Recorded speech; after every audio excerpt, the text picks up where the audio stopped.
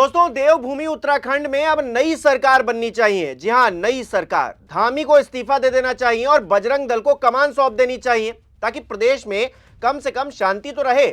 मुख्यमंत्री और उनकी पूरी जो पुलिस है माहौल खराब करने से तो रोक नहीं पा रही, उल्टा एफआईआर भी उस शख्स पर हो रही है जो सच के साथ में खड़ा है।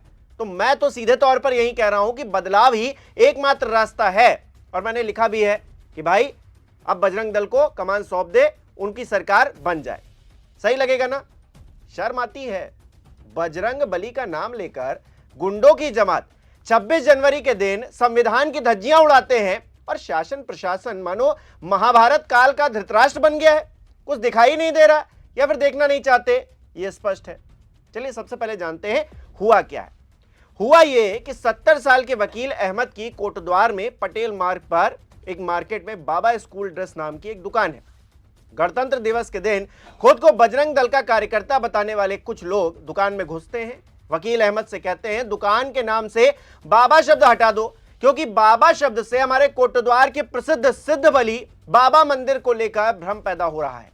यह सब हो ही रहा था कि दीपक नाम का शख्स बीच में आ जाता है। वो बुजुर्ग दुकानदार का पक्ष लेता है। भीड़ जब उसका नाम पूछती है तो वो अपना नाम मोहम्मद दीपक बता देता है, जिसका एक वीडियो भी वायरल हो रहा है। इसके बाद 31 जनवरी का दिन आता है। बजरंग दल और जो हिंदूवादी संगठन है, इनके लोग दीपक के जिम के बाहर प्रोटेस्ट करने पहुंच जाते। आरोप है कि प्रदर्शन के दौरान सांप्रदायिक नारे भी लगाए जाते। जिम के बाहर पुलिस के सामने ही दीपक और बजरंग दल के कार्यकर्ता आमने सामने आ जाते हैं। वीडियो में पुलिस वाले पहले दीपक को समझाते दिख रहे हैं, फिर भीड़ से कुछ युवक दीपक के जिम की तरफ जाते हुए दिख रहे हैं, उसकी कोशिश कर रहे हैं। फिलहाल वीडियो बनाकर दीपक को धमकियां दी जा रही। कहा यह जा रहा है कि दीपक कुमार तुम टारगेट पर हो।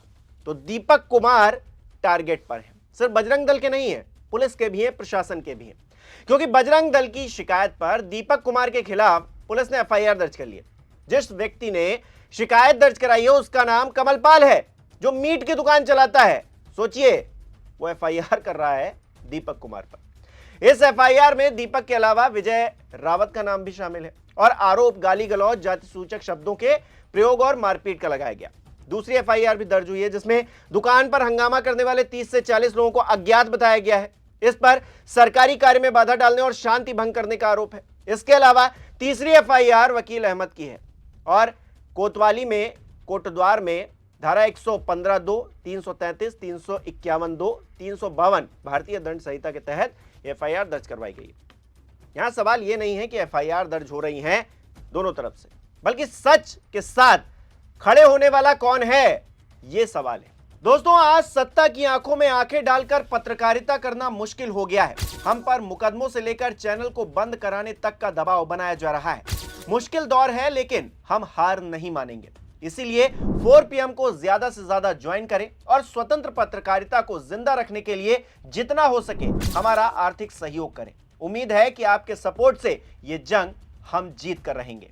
राहुल गांधी विपक्ष के नेता हैं, वो क्या कह रहे हैं देखिए जरा। वो कह रहे हैं उत्तराखंड के दीपक भारत के हीरो हैं। दीपक संविधान और इंसानियत के लिए लड़ रहे हैं, उस संविधान के लिए जिसे बीजेपी और संघ परिवार रोज रौंदने की साजिश कर रहे हैं। वो नफरत के बाजार में मोहब्बत की दुकान का जीवित प्रतीक है और यही बात सत्ता को सबसे ज्यादा चुभती है। संघ परिवार जानबूझकर देश में आर्थिक और सामाजिक जहर घोल रहा है ताकि भारत बटा रहे और कुछ लोग डर के सहारे राज करते रहें। उत्तराखंड की बीजेपी सरकार खुलेआम उन असामाजिक ताकतों का साथ दे रही है जो आम नागरिकों को डराने और परेशान करने में लगे हुए हैं। नफरत, डर और अराजकता के माहौल में कोई भी देश आगे नहीं बढ़ सकता है। शांति के बिना विकास सिर्फ एक जुमला है। हमें और दीपकों की जरूरत है, जो झुके नहीं, जो डरे नहीं और जो पूरी ताकत से संविधान के साथ खड़े रहें। हम तुम्हारे साथ हैं भाई, डरो मत, तुम बब्बर शेर हो। दीपक बब्बर शेर है, लेकिन उत्तराखंड सरकार वो क्या है? क्या वो न्यायप्रिय हो पा रही है या फिर अनहोनी को दावत दे रही है? क्योंकि दीपक कुमार क्या कह रहे हैं, उनका सीधे कहना है कि घटना के बाद से परिवार घबराया हुआ है। डर तो है ही, सबसे पहले परिवार ही डरता है। बेटी LKG में पढ़ती है, वो स्कूल नहीं जा पा रही।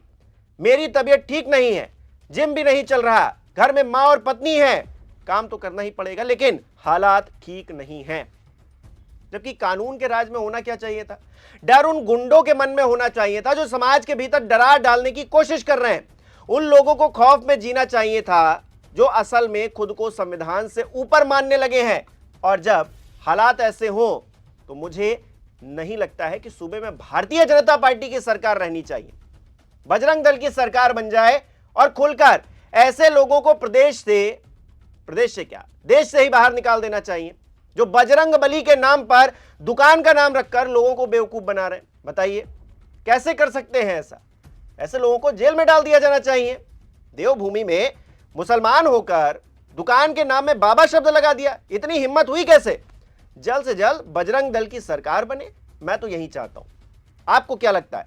बजरंग दल की सरकार बन जाएगी उत्तराखंड में तो सब कुछ सही हो जाएगा। और ऐसे लोग जो उछल रहे हैं, सिर्फ उत्तराखंड की बात नहीं है दोस्तों, उत्तर प्रदेश में भी योगी आदित्यनाथ कानून का बड़ा हवाला देते हैं, लेकिन यहां भी हिंदूवादी संगठन जिस तरह से उत्पात मचाते हैं, कहीं पर तलवारें बांटी जा रही हैं, मतलब अलग अलग तरीके का कारनामा ये हिंदूवादी संगठन कर रहे हैं, और सरकारें मानो जो है इसको बढ़ावा दे रही है। शर्म नहीं आती ऐसी सरकारों को? और धामी सरकार, मतलब उत्तराखंड में इतनी सारी घटनाएं हो रही हैं और ये मानो जो है सत्ता के नशे में ऐसा मदहोश है कि कुछ बोलती ही नहीं निकल रही है, जिसका जो मन आ रहा है वो कर रहा है। खैर, आपको क्या लगता है? मैं तो यही सुझाव दे रहा हूं कि बजरंग दल की सरकार बन जाए उत्तराखंड में। आपको क्या लगता है, बननी चाहिए या नहीं बननी चाहिए? सुझाव कमेंट बॉक्स में जरूर बताइएगा। इस वीडियो को लाइक करना, शेयर करना मत भूलिएगा। हमारे चैनल को सब्सक्राइब नहीं किया है तो वो भी जरूर कीजिएगा। आप हमें सहयोग भी कर सकते हैं ज्वाइन बटन पर क्लिक करके। बहुत बहुत धन्यवाद। ये मुकदमा तो मेरी समझ में नहीं आ रहा कि हमारे ऊपर क्यों हुआ। दंगे उन्होंने करे, माहौल उन्होंने खराब करा, कोटद्वार का माहौल उन्होंने खराब करा, पूरा का पूरा गालियां उन्होंने दी, जो उनके मन में आया। देहरादून से लड़के उन्होंने बुलाए, ठीक है, सब कुछ देहरादून से 150-200 करीबन लड़के आए, उन्होंने पूरा उद्यम काटा। उसके बाद भी मुकदमा हम पे भी हो गया। मेरी ये समझ में आ रहा है कि हम पे मुकदमा क्यों हुआ। कौन थे वो लोग और क्या मामला हुआ था उस दिन? वो वही थे कि बजरंग दल के कुछ लड़के थे जो आए थे देहरादून से, 150 करीबन लड़के थे। उन्होंने गाली गलौज करी, फैमिली को लेकर उल्टा सीधा बोला। वो बजरंग दल के ही लड़के थे। अभी कैसा महसूस कर रहे हैं आप? महसूस तो क्या करना है, तबीयत खराब हो रही है भैया। फीवर आ रखा है, 102 बुखार था कल रात मेरे को, तो तबीयत ठीक नहीं है, तबीयत खराब हो रही है। मैं किसी पार्टी को देखो मैं सपोर्ट नहीं करता, मैं विचारधारा को सपोर्ट करता हूं। जिसकी विचारधारा अच्छी है, आज भाजपा की विचारधारा अच्छी हो जाए हम उसके साथ हैं, हम उसको सपोर्ट करेंगे। कल आम आदमी की विचारधारा अच्छी रहेगी, हम उसे सपोर्ट करेंगे। सीधी सी बात है, जिसकी विचारधारा अच्छी होगी हम उसको सपोर्ट करेंगे। तो ये बात है। अब रही बात हनुमान जी वाली बात है, हनुमान जी तो जिम वालों के सबके आइडल होते हैं, क्योंकि उनको देखकर मोटिवेशन मिलता है जिम करने का। तो ये बात है।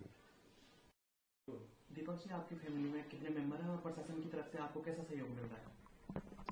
देखो, सहयोग तो वो दिख ही रहा है आपको कैसा मिल रहा है। अच्छा काम करने के बावजूद भी हम पर केस हो गया, मुकदमा हो गया, तो ये चीज़ आप देख ही सकते हो कि हमें कैसा सपोर्ट मिल रहा है। रही बात फैमिली की, फैमिली में मेरी माँ है, मेरी वाइफ है, मेरी छोटी सी बेटी है 5 साल की।